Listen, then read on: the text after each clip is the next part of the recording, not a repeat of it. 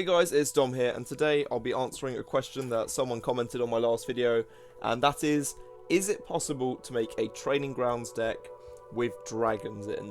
And it's a bit of a weird one because there aren't that many dragons for you to choose from when making these kind of decks, but the neutral cards that you kind of have to choose from are Clockwork Dragon, Reflective Automaton, Odivine, Parthenax, and Alduin. So you have got a good few cards here.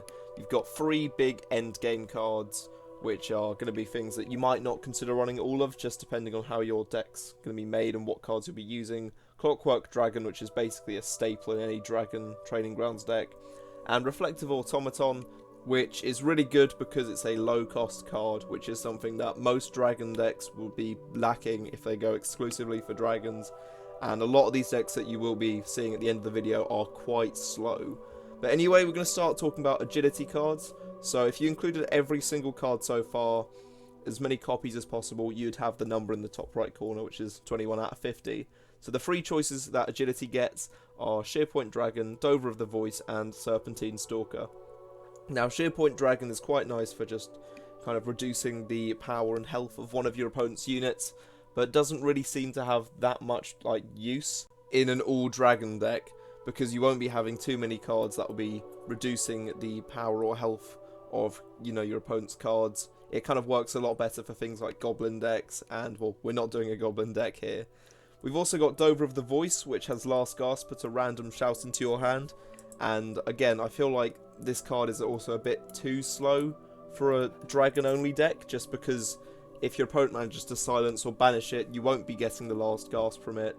It's quite a late game card at a 7 cost, and that does mean that you will have to hope that you kind of can get that off, and if you get the wrong shout and doesn't go with your deck, then that could also kind of slightly screw you over. We also have Serpentine Stalker, who is a 4 cost 4/4 with Slay +2 and will move to another lane to attack creatures in it. And this is probably the best card that agility has to offer with dragons.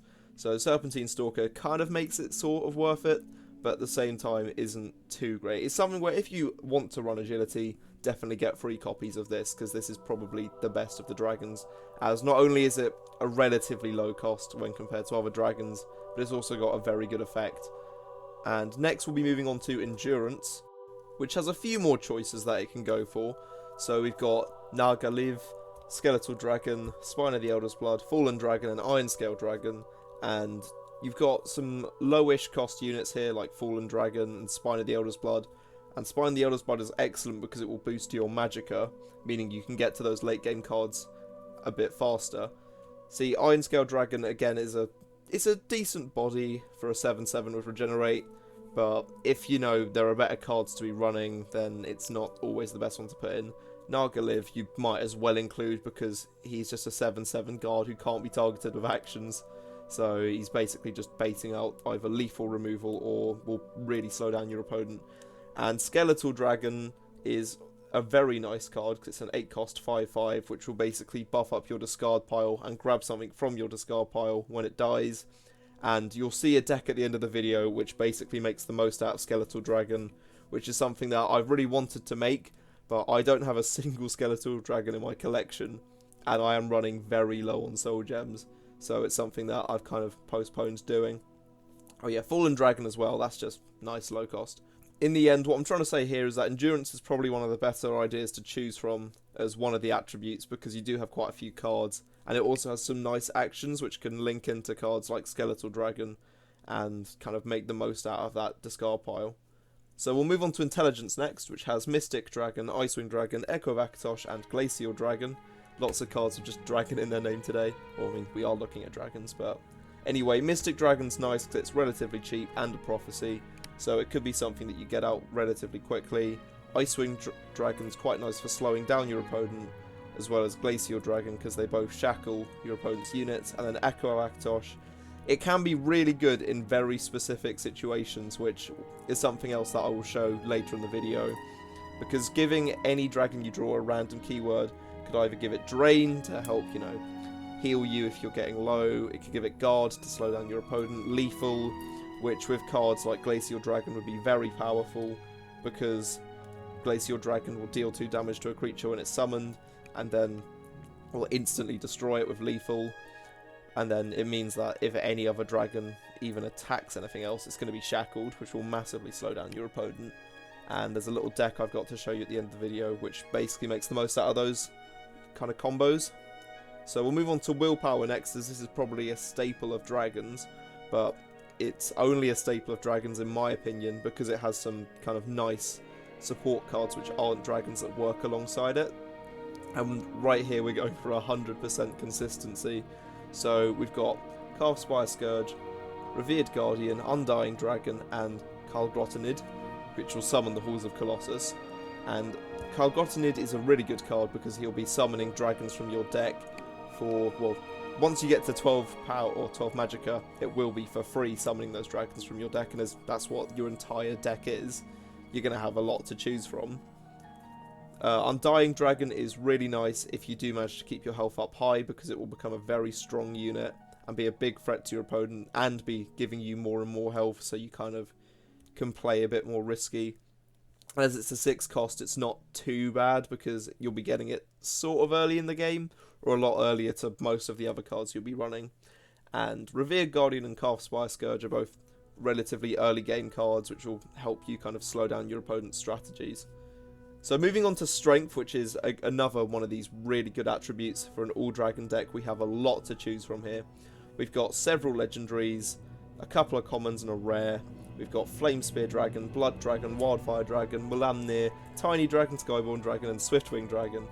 So a lot of creative names here, and we'll just get through each of them now.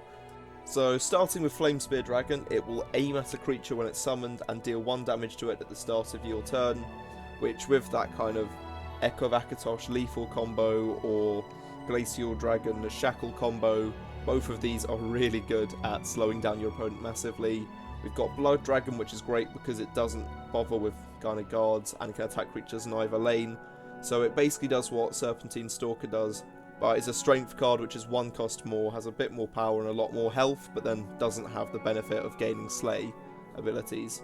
We have Wildfire Dragon, which will, when summoned, deal 1 damage to all other creatures, and if it slays anything, it will gain +1/+1. Again, if we mention this with Echo of Akatosh lethal, that means you're going to be basically doing an Alduin. If you get Drain, you'll be gaining a lot of health back.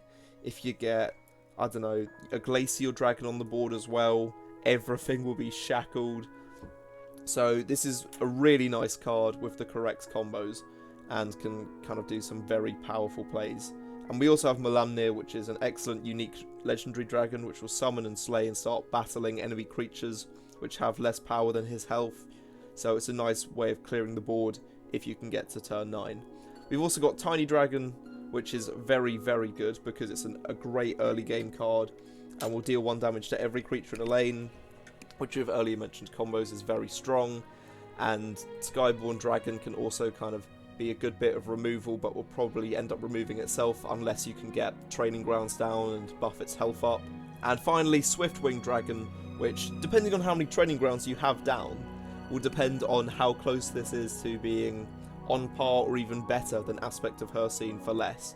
So this will probably be ranging between a 5/5 and an 8/8 for 8 costs. So having an 8/8 charge can be incredibly feral, but will obviously require the correct setup. And finally we have 2 cards which are multi-attribute, and that is Supreme Dragon and Frostscale Dragon. Supreme Dragon is a 6 cost 7/7 which at the start of your turn, at the start of each turn, for each enemy creature in this lane with power greater than 3, it will have its power set to 3, which is good at slowing down your opponent and making sure they're not doing too much damage to you, but cards with lethal will pretty much ignore this. And Frostscale Dragon, which will deal 4 damage to an enemy creature and 1 damage to all other enemy creatures, which works really well for Battle Mage and has some good links together, probably making Battle Mage one of the better choices for if you wanted to make an all dragon Training Grounds deck. Now, one thing that none of the dragon cards have is any way of drawing supports, so that is something you'll need to keep in mind. In fact, a lot of these decks won't have much draw power, so you'll have to be kind of quite reserved on playing your cards and making sure to use them in the right moment, or you could end up having issues in the late game where you're just having to draw 1 card, then play it, and then that's all you've got in your hand. There are a few actions and supports which directly link to dragons, such as Dragon's Fury, Devour, Cool Dragon, Dragon Plate Armor, and Dragon Mound, but Dragon Mound is incredibly memey, and I have actually made a deck list for it, which I'll show you at the end of the video, but it's not the best. It's pretty much a joke deck. But Dragon's Fury is good for removal, as is Devour. You've got Dragon Plate Armor, which is decent at buffing a unit, but doesn't really offer it as much protection as I'd like. And Cool Dragon is something which is really good in a shout deck, but as you wouldn't be able to run things like Word Wall or Greybeard Mentor without, you know, breaking the full theme of exclusively dragons, it is going to have a few issues here and there. So I'd say if you're planning on making a deck with a couple of cards which aren't dragons and just risking having your training grounds not go off every single time, that's fine. You can easily run this and then just, you know, have a few bits of draw power and synergy towards Cool Dragon, getting it to level 3, and then summoning out ridiculously strong dragons as soon as you can. But anyway, onto the deck lists, which I've made 3 of. We'll start with a Midnight Burial Warrior dragon deck. This one is all about kind of just placing several different dragon cards into your graveyard as soon as possible, and then using cards like Whodunit and, you know, Spine of the Elder's Blood to boost up your Magicka as quickly as possible. And then if you get cards like Skeletal Dragon down, that's going to further buff all your cards in your graveyard, meaning by the time you do actually end up drawing stuff like Reanimate, you could end up reanimating a very strong Alduin or Odahviin and completely just sweeping the board and having a very strong monster ready just to directly hit your opponent and pretty much end the game there. It's a deck I've shown off sort of before, but not to this level because I don't have the soul gems to afford it. But it is a very fun deck to play if you can get it right and have the correct opponent, because if you get someone who's running a very quick aggro deck or something like that, it will probably lose to that because this deck is slow, just like other dragon decks. But if you can get to those late rounds, you've got a very good chance of just completely stomping the board. We also have a Battle Mage version, and this one is a bit more kind of sophisticated for those who like shackling your opponent's units. So Glacial Dragon is excellent at, well, shackling an enemy unit if it's damaged by any dragon. And we've got a lot of options like Frostgale, Tiny, Flame Spear, which will all be slightly just kind of poking away at your opponent's units for 1 damage or a bit more in some cases. And when this is paired with stuff like Echo of Akatosh, you can get that lethal. Hence the reason you could actually run a Mundus Stone in this deck if you wanted to. With this list I haven't put it in, but you could easily throw out maybe like one of the Blood Dragons, or even if you want to get a bit cocky, you could throw out a Training Grounds, but then you'd have 3 supports still, and you could easily put in space for 1 more. So yeah, maybe either switch out a Blood Dragon for a Mundus Stone to kind of make it a bit easier or a bit more likely for you to get lethal, and as this deck can run Excavate, if those supports do get removed, you can easily bring them back. And finally, onto the memeiest of decks. This is probably the weirdest Dragon Training Grounds deck you'll ever see, but this deck is all about just drawing until you get either Training Grounds and Dragon Mound in hand and having a bunch of draw power left in your hand. So eventually you should have a situation where you've got Dragon Mound in hand. You might have already played 1 or 2 Training Grounds in advance. You play your Dragon Mound. You then use cards like Fresh Start and Spoils of War to draw a bunch of dragons for relatively cheap. And when you get round to playing them, they should be able to make the most out of the Training Grounds. The Ring of Lordship's a card you could put in this deck as well, but instead I kind of focused a lot more on having a lot of drain in the deck to make sure your opponent doesn't just completely stomp you, so by the time you get down Dragon Mound, you haven't got enough health to really recover. So that was the kind of angle I went with this deck, and I would only recommend playing this one if you're going into casual or you're playing against a friend that, you know, you're just wanting to have a joke with. But anyway, that's pretty much going to wrap up this video. I hope you guys have enjoyed me having a look at these possible decks you could run for Dragon Training Grounds. If there's any other attributes you want to see, let me know in the comments.